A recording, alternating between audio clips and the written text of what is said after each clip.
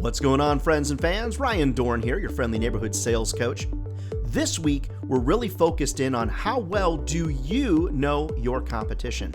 One of the things that I share with my coaching clients all the time is, if I asked you to give me a sales pitch about your nearest and closest competitor, could you actually do it?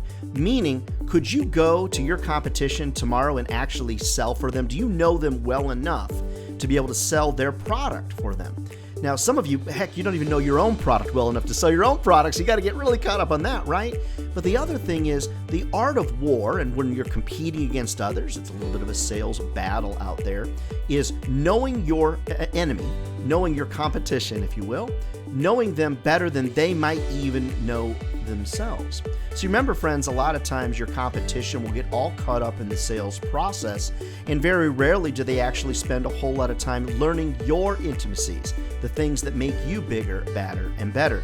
So the way that we do this is actually pretty straightforward. First, I'm going to go to their website, I'm going to watch all their videos, I'm going to read all their materials, and then sometimes what I'll do is I'll have a friend or my brother or somebody, reach out to them to get more information, whether it's a brochure or a media kit or whatever the circumstance is.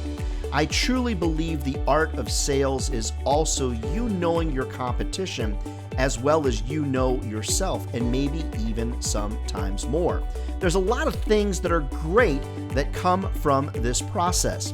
It helps you better understand what they're doing to differentiate themselves, because what if there's something they're saying online, in their brochures, maybe on a sales call, that's really good? Like, wow, I didn't know that they were doing that. Or on the flip side, what if they're doing something really bad? What if they're saying something about you or your company that's just not true?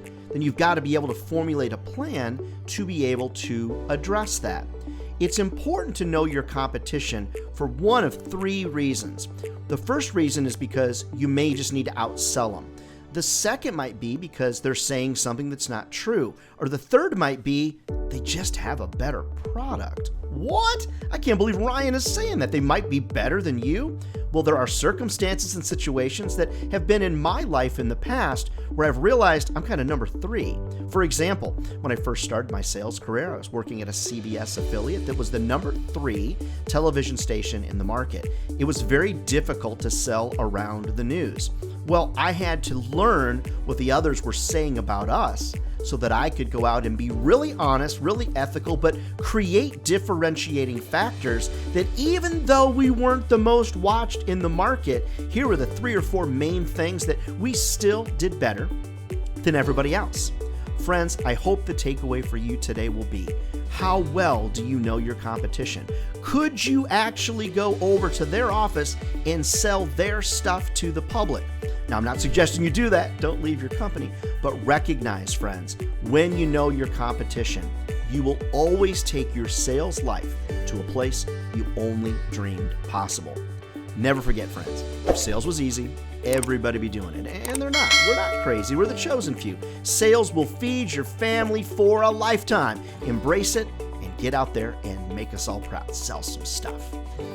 I look forward to training your sales teams. I look forward to speaking at your national sales conference. Reach out to me over at ryandohrn.com.